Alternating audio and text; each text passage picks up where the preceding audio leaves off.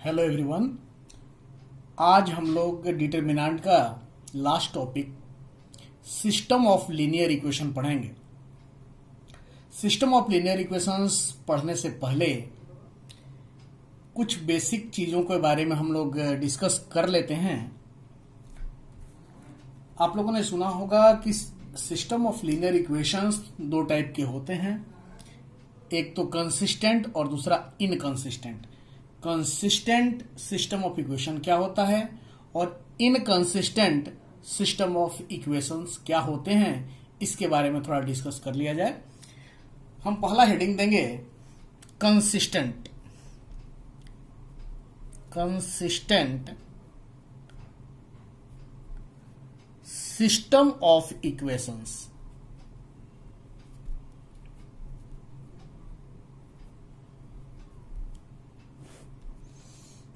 देखिए, कोई भी सिस्टम ऑफ इक्वेशन है वो कंसिस्टेंट कहलाएगा जब उसके सॉल्यूशन पॉसिबल हो। सॉल्यूशन एक सॉल्यूशन हो या एक से अधिक सॉल्यूशन हो, यानी कोई भी सिस्टम ऑफ इक्वेशन कंसिस्टेंट कहलाएगा जब उसका यूनिक सॉल्यूशन हो या इनफाइनाइट मेनी सॉल्यूशन। ठीक है, लिख लेते हैं। A system of equations is said to B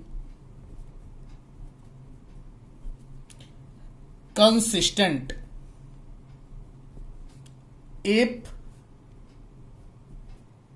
it has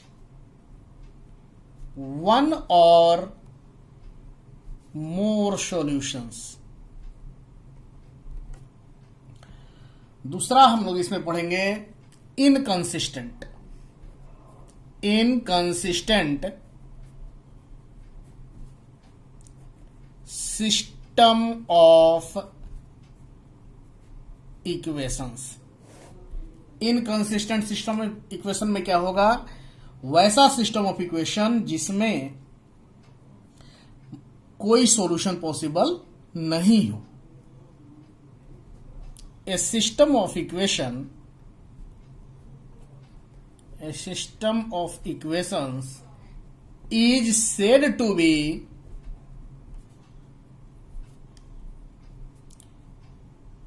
inconsistent if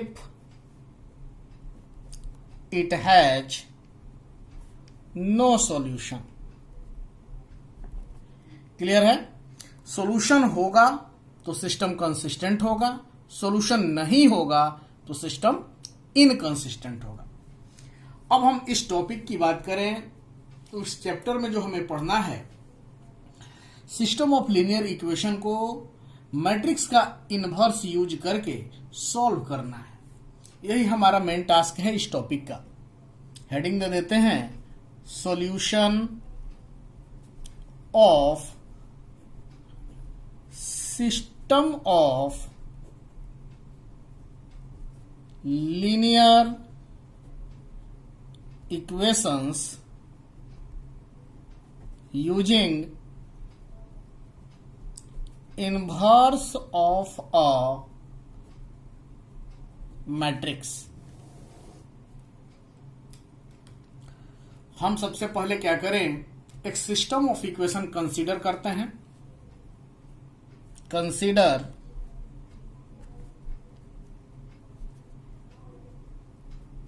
the system of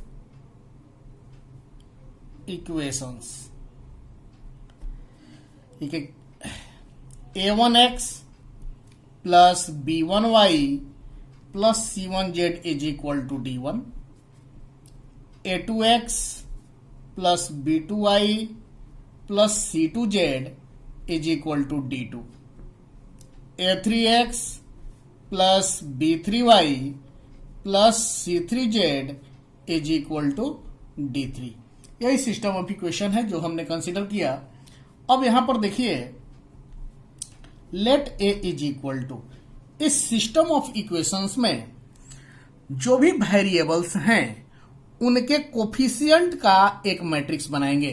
तो यहां वेरिएबल क्या क्या है, एक्स वाई जेड, तो उनका कोफिशिएंट क्या क्या हो जाएगा, a1 b1 c1, a2 b2 c2, a3 b3 c3। तो उनके कोफिशिएंट का एक मैट्रिक्स बनेगा और उसका नाम हम लोग दे रहे हैं a1 b1 c1, a2 b2 c2, a3 b3 c3। अब देखिए x जो मैट्रिक्स लेंगे वह इस सिस्टम ऑफ इक्वेशन में जो वेरिएबल इन्वॉल्व हैं उनका मैट्रिक्स होगा। तो वेरिएबल क्या क्या है, x y z, एंड एक मैट्रिक्स b लेंगे, वह क्या होगा, हर एक इक्वेशन का जो कांस्टेंट टर्म है d1 d2 d3 उसका मैट्रिक्स होगा। उस मैट्रिक्स का नाम हमने दिया b। अब इस सिस्टम ऑफ इक्वेशन को हम लोग क्या लिख सकते हैं,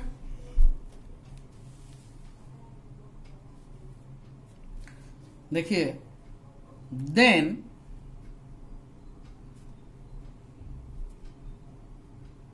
the system of equations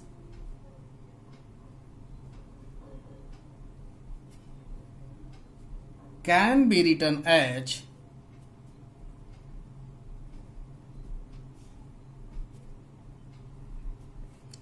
ax is equal to b, that is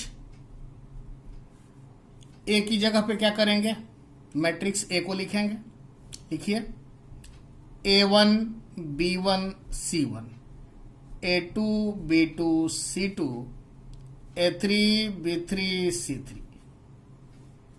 ठीक है, x की जगह पे क्या, x y z is equal to capital B के जगह पे d1 d2 d3, यही होगा।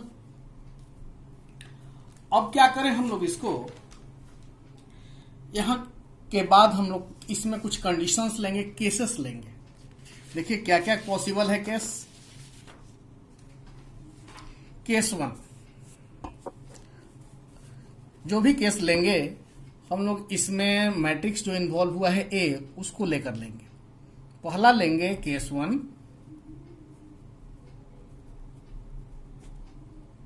कि मैट्रिक्स A जो है नॉन सिंगुलर मैट्रिक्स है। क्या लेना है, if capital A is a non singular matrix. Non singular matrix क्या होता है, आप लोगों को बहुत अच्छे से पता होगा कि किसी भी मैट्रिक्स के डिटरमिनेंट को लिया जाए और उस डिटरमिनेंट का वैल्यू यदि 0 नहीं आएगा तो वह मैट्रिक्स क्या कहलाएगा, नॉन सिंगुलर। यानी दैट इज इस मैट्रिक्स का जो डिटरमिनेंट होगा, यानी डिटरमिनेंट ऑफ A का वैल्यू नॉट इक्वल टू 0, तभी यह मैट्रिक्स A क्या होगा, नॉन सिंगुलर मैट्रिक्स होगा। जब नॉन सिंगुलर होता है तो हम लोग जानते हैं कि उस मैट्रिक्स का इनवर्स एग्जिस्ट करेगा। तो लिखेंगे in this case A inverse exists, therefore Ax is equal to B। अब हम लोग क्या करें, दोनों साइड में A इनवर्स से प्री मल्टीप्लाई करें। तो क्या होगा, A इनवर्स Ax बराबर A इनवर्स B। हमने क्या किया है, यहां मेंशन करेंगे प्री मल्टीप्लाइंग। प्री मल्टीप्लाइंग मतलब प्री मतलब पहले, तो A इनवर्स से पहले मल्टीप्लाई हुआ है दोनों में, यहां भी। तो pre multiplying by A inverse, दोनों साइड तो लिख देंगे बोथ साइड्स। क्या हो जाएगा, इसको हम लोग ऐसे भी लिख सकते हैं एसोसिएटिविटी यूज करके, x is equal to A inverse. अब देखिए आपको पता है कि A इनवर्स इंटू A किसी भी मैट्रिक्स का इनवर्स इनटू सेम मैट्रिक्स क्या आएगा, आइडेंटिटी मैट्रिक्स, यानी कि I X is equal to A inverse into B. यहां हम लोग लिख सकते हैं since A inverse into A is equal to क्या, आई। अब चलिए आई का मल्टीप्लीकेशन किसी भी मैट्रिक्स में करेंगे तो वही मिलेगा, क्योंकि आई का वैल्यू एक तरह से क्या होता है, 1 होता है। तो x is equal to A inverse B. इस तरह से यहां पर x जो मैट्रिक्स था, वेरिएबल का मैट्रिक्स था, यानी इस टेक्निक से, इस प्रोसीजर से हम लोग तीनों वेरिएबल का वैल्यू निकालेंगे। अब एक बात यहां ध्यान दीजिए कि हम लोग जानते हैं कि ए इनवर्स यूनिक होता है, इसलिए इस मेथड से जो वेरिएबल्स का वैल्यू निकलेंगे वह क्या होंगे, यूनिक होंगे। जब सॉल्यूशन यूनिक होगा तो सिस्टम क्या होगा, कंसिस्टेंट होगा। और यह जो प्रोसीजर है किसी भी सिस्टम ऑफ इक्वेशन को सॉल्व करने का, वह क्या कहलाता है, मैट्रिक्स मेथड कहलाता है। ठीक है, हम यहां मेंशन कर देंगे, लिख देंगे since A inverse is unique, the given system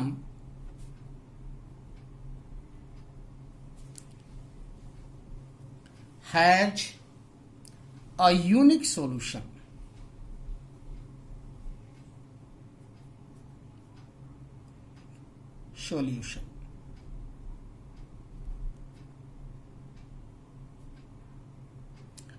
और आपको हमने पहले ही बोला कि जब सॉल्यूशन पॉसिबल है तो सिस्टम कैसा हो जाएगा, कंसिस्टेंट हो जाएगा। thus given system is consistent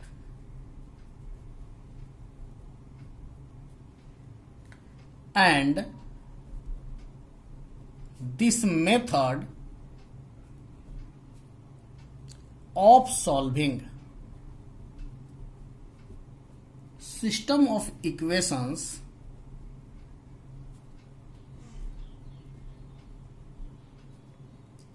is known as matrix method।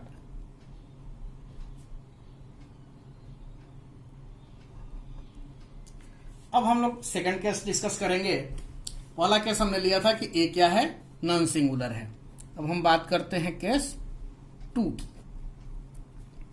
If A is a singular matrix,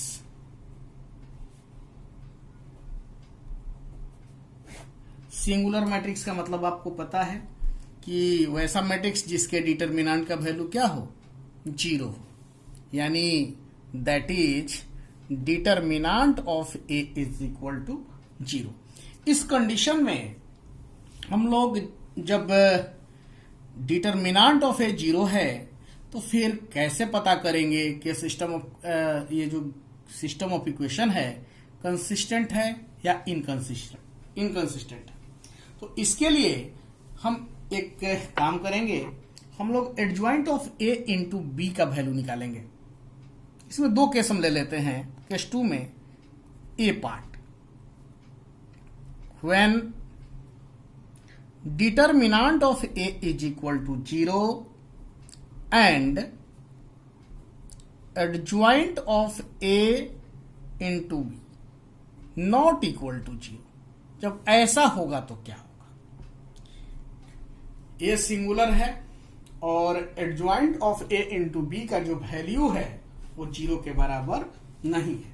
तो ऐसी कंडीशन में क्या होता है कि given system of equation has no solution. जब इसमें कोई सॉल्यूशन नहीं होता है और जब नो सॉल्यूशन होगा तो स्वाभाविक सी बात है कि सिस्टम इनकंसिस्टेंट हो। लिखेंगे in this case the given system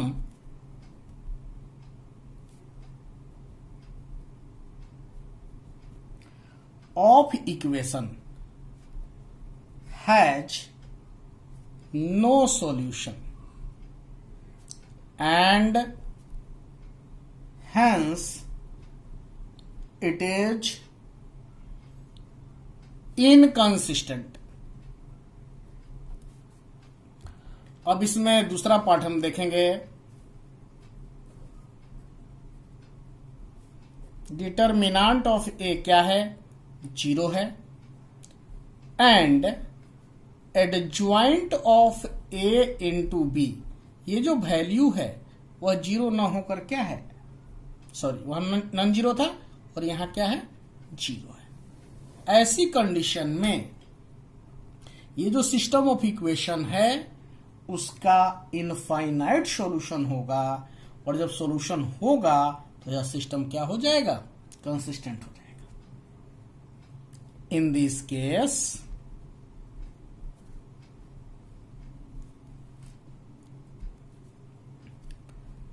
the given system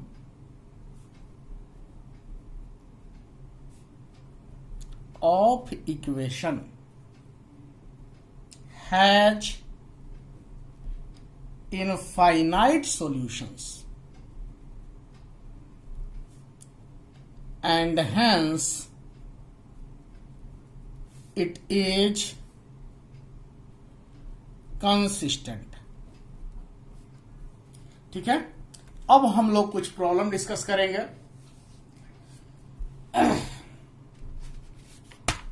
question लिखते हैं. देखिए क्वेश्चन है solve the system of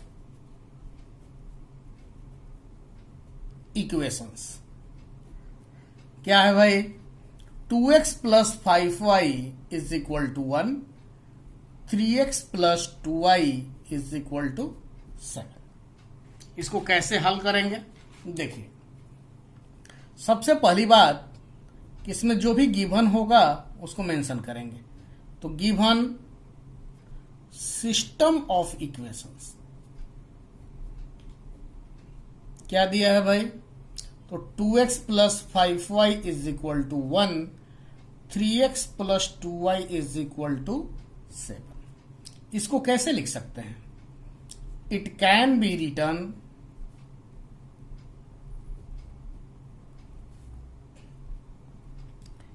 in the form ax is equal to b, where a क्या है भाई? कोफिशिएंट, वेरिएबल का कोफिशिएंट का मैट्रिक्स, यानी 2 5 3 2. x क्या है? जो भी वेरिएबल इन्वॉल्व है, यानी x और y. एंड b क्या है? 1 7. यही होगा. अब हम लोग क्या करेंगे? ये चेक करना है कि सिंगुलर है कि नॉन सिंगुलर है. मैट्रिक्स ए की बात करेंगे. चेक करिए, इसका डिटर्मिनेंट निकालिए. क्या हो जाएगा? 2 इंटू 2 4, माइनस 3 इंटू 5 15, यानी -11. That mean not equal to 0. इसका मतलब क्या? 10 A is non singular matrix.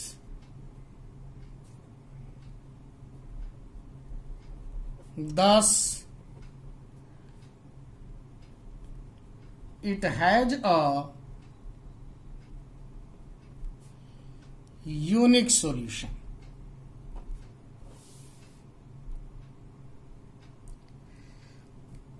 Clear है?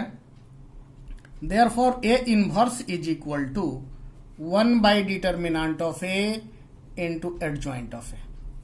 1 by डिटर्मिनेंट ऑफ ए कितना? -11. एडजॉइंट आप लोग 2/2 के मैट्रिक्स का डायरेक्ट निकालना सीखे हैं. इन दोनों को पलट देंगे तो 2 है 2 है, तो कोई फर्क नहीं पड़ेगा. और इन दोनों का साइन चेंज करेंगे तो यहां -5 और यहां -3. अब चलिए हम लोग क्या जानते हैं भाई? Since x is equal to A inverse B. क्या हो जाएगा, -1/11, 2 - 5 -3 2, और b का वैल्यू कितना है 17। प्रोसीड करें, देखिए x की जगह पे यही ना होगा, xy इज इक्वल टू -1/11। इन दोनों मैट्रिक्स को मल्टीप्लाई करिए, 2 × 1 2, -5 × 7 -35, -3 × 1 -3 और 2 × 7 14। क्या हो जाएगा, xy -1/11 -33 और यहाँ क्या 11। क्या हो जाएगा, xy यहाँ हो गया आपका 3 और यहाँ क्या -1। Hence x is equal to 3, y is equal to -1। Clear है। अब हम लोग दूसरा क्वेश्चन लेते हैं। ये तो 2 वेरिएबल का था, अब हम लोग एक 3 वेरिएबल का सिस्टम ऑफ इक्वेशन लेते हैं और इनवर्स की सहायता से उसको सॉल्व करते हैं। क्वेश्चन है, solve the following system of equations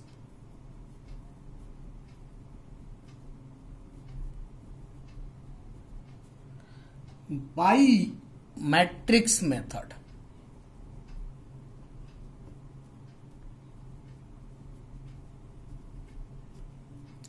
equation दिया है 3x - 2y + 3z is equal to 8, 2x + y - z is equal to 1, 4x - 3y + 2z is equal to 4।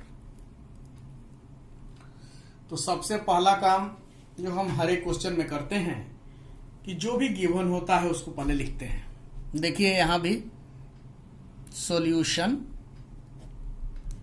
क्या क्या गिवन है भाई, तो गिवन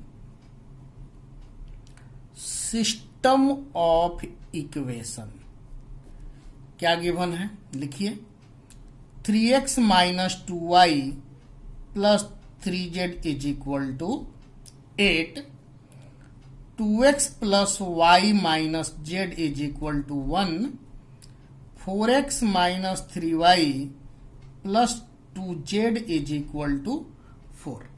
इसको हम लोग कैसे लिख सकते हैं, तो लिखेंगे इट कैन बी रिटन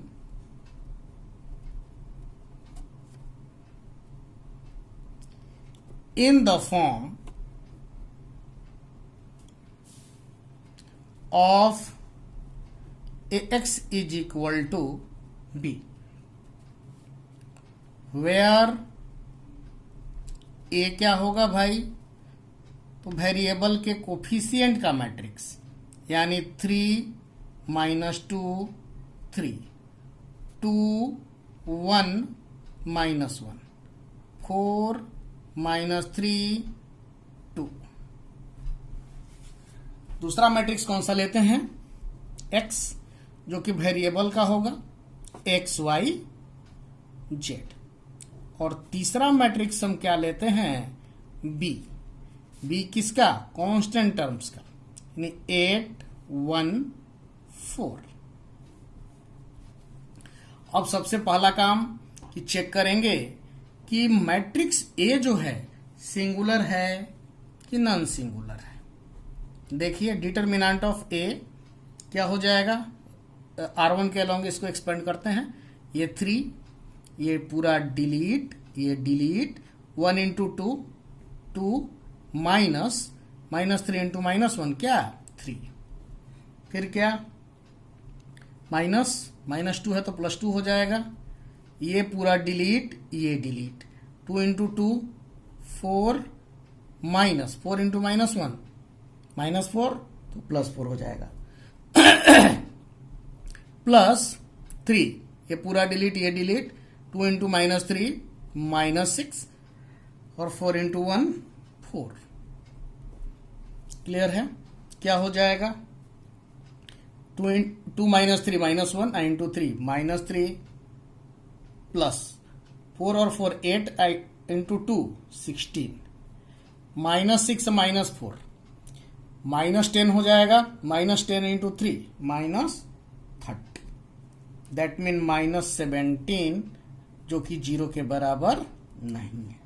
तो जब नहीं है 0 के बराबर तो यह मैट्रिक्स नॉन सिंगुलर होगा। 10 A is non-singular matrix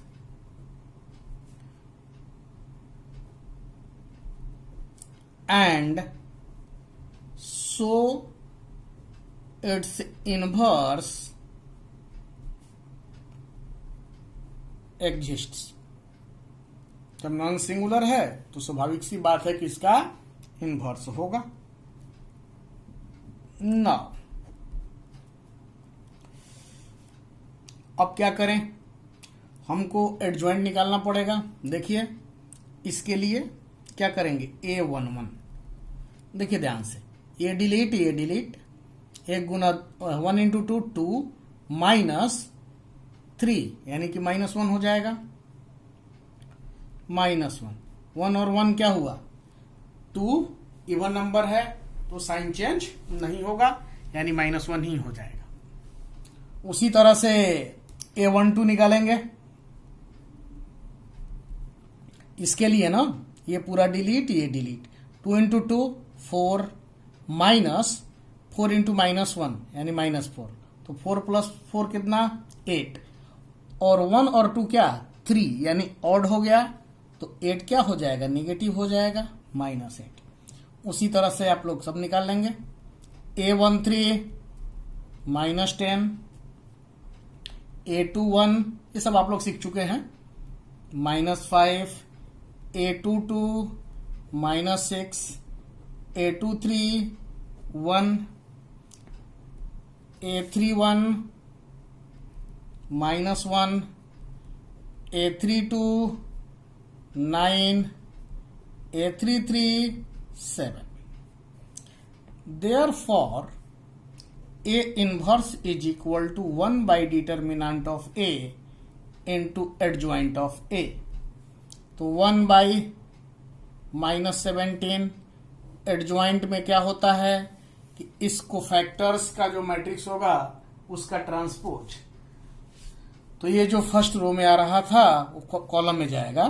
तो -1 -8 -10 सेकेंड रो है -5 -6 1, ये थर्ड -1 9 7। ए इनवर्स निकल गया। अब हम लोग जानते हैं क्या, since x is equal to A inverse into B. चलिए सॉल्व करते हैं।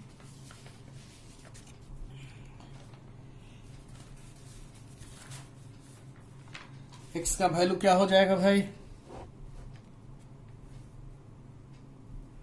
x इज इक्वल टू -1/17 और यहां क्या -1 -5 -1 -8 -6 9 -10 1 7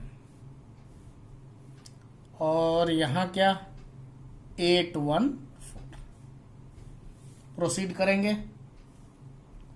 एक्स जो मैट्रिक्स था कुछ ऐसा ही था, -1/17 मल्टीप्लाई करिए, -1 इंटू 8 -8 -5 इंटू 1 -5 -1 इंटू 4 -4। उसी तरह से -8 into 8 -64 -6 into 1 -6 9 into 4 36। -10 into 8 -80, 1 into 1 1, 7 into 4 28। क्या हो जाएगा भाई?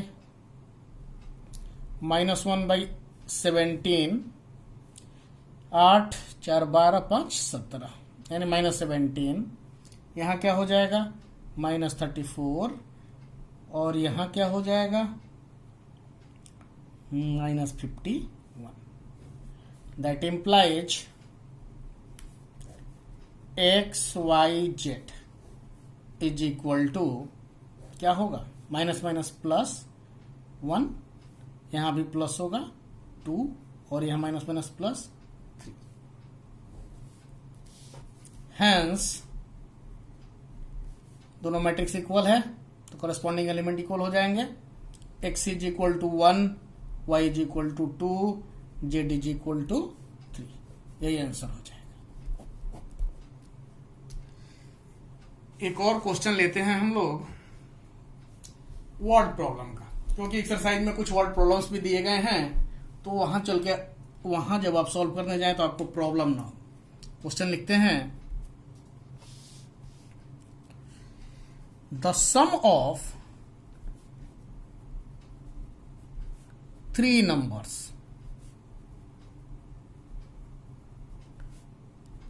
is 6 if we multiply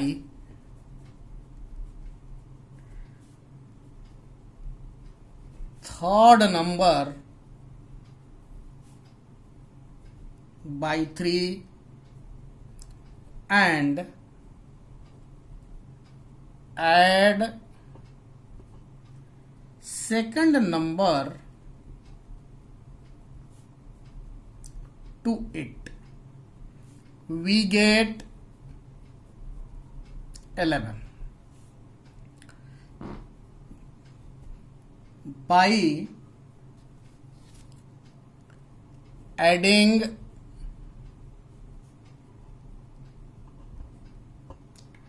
first and third numbers,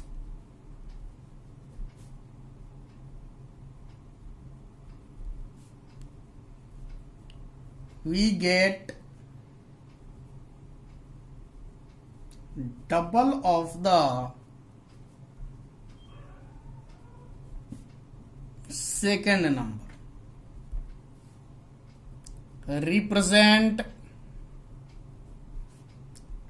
it algebraically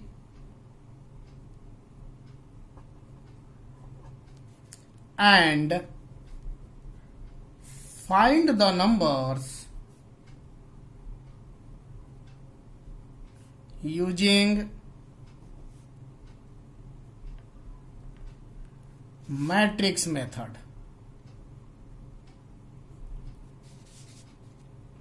सबसे पहले क्या करेंगे, हम लोग कंसीडर कर लेते हैं कि जो 3 नंबर्स हैं वो XYZ है। Solution, let first, second and third number be X, Y and Z respectively. Then from question,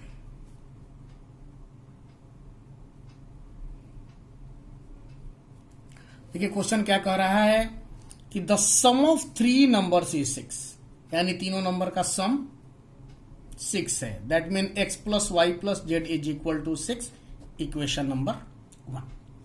फिर देखिए, if we multiply third number by 3 and add second number to it, second number क्या? y plus 3 into क्या? Third number यानी z, y plus 3z is equal to कितना? 11। Second equation हो गया। आगे देखिए, by adding first and third numbers, first and third numbers, we get double of the second number, 2 into क्या? y। यहां से क्या मिलेगा?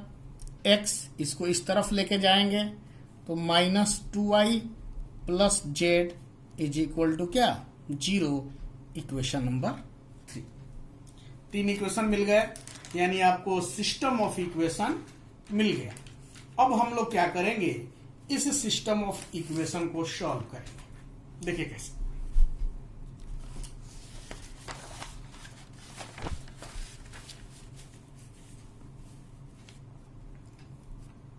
इसको कैसे लिख सकते हैं हम लोग, दिस सिस्टम ऑफ इक्वेशन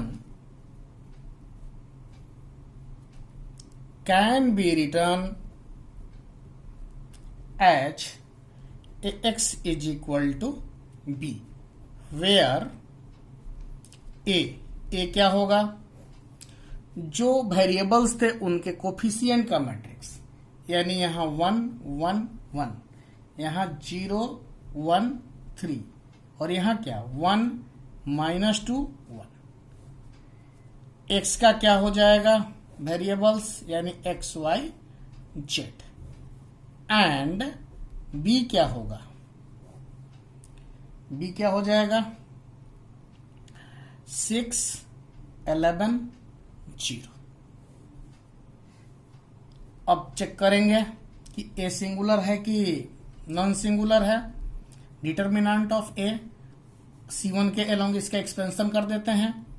ये 1, ये पूरा डिलीट, ये delete, 1 into 1 1, minus minus plus 3 दूनी का 6, -0 प्लस 1, ये डिलीट, 3 माइनस क्या 1, 1 प्लस 6 7 इंटू 1 7, और 3 माइनस 1 2, यानी कितना 9,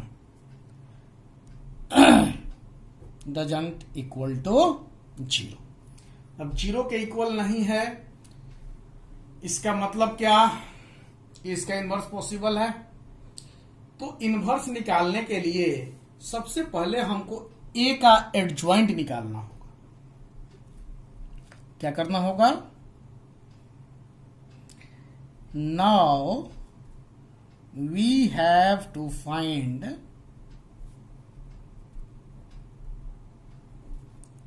एडजॉइंट ऑफ a। निकालिए। इसके लिए क्या करना पड़ेगा भाई, देखिए इस मैट्रिक्स में हम लोग को फैक्टर्स निकाल लेंगे। A11 क्या आएगा, ये पूरा डिलीट, 1 माइनस माइनस प्लस 1 और प्लस 6 7, और 1 1 2 क्या है इवन है, तो यहां 7 हो जाएगा। A12 क्या होगा 3, A13 क्या हो जाएगा -1, A21 -3, A22 0, A23 3। इसी तरह से A31 2, A32 -3 और A33 1। Therefore, adjoint of A is equal to 7 -3 2 3 0 -3 -1 3 1।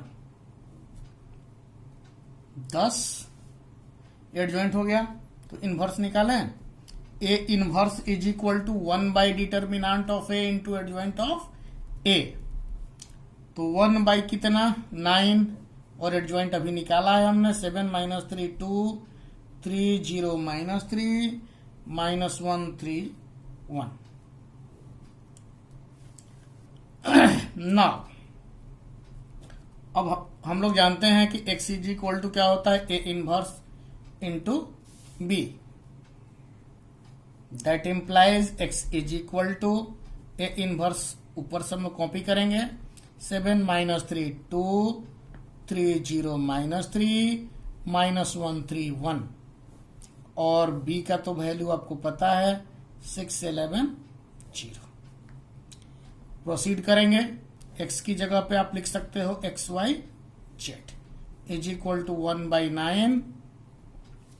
Multiply करिए, मल्टीप्लीकेशन आपको आता है 7 into 6 42, -3 into 11 -33 2 into 0 0, 3 into 6 18 plus 0 minus 0, minus 1 into 6 minus 6, 3 into 11 33, 1 into 0 0, यही होगा। तो हम लोग आगे बढ़ाते हैं इसको,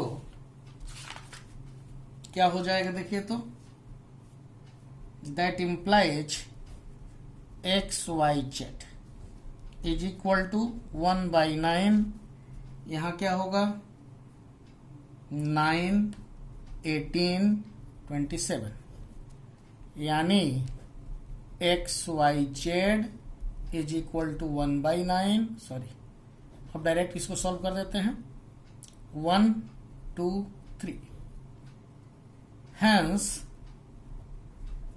x is equal to 1, y is equal to 2, z is equal to 3, यही आपका आंसर हो जाएगा। अब आप लोग इसके साथ ही 4.6 जो एक्सरसाइज है एनसीईआरटी में और अदर बुक्स में भी जो system of linear equation topic है उसको सॉल्व कर सकते हैं। साथ ही साथ जो मिसलेनियस प्रॉब्लम्स हैं उसे भी आप सॉल्व करेंगे। अब डिटरमिनेंट का कोई भी क्वेश्चन आप सॉल्व कर सकते हैं।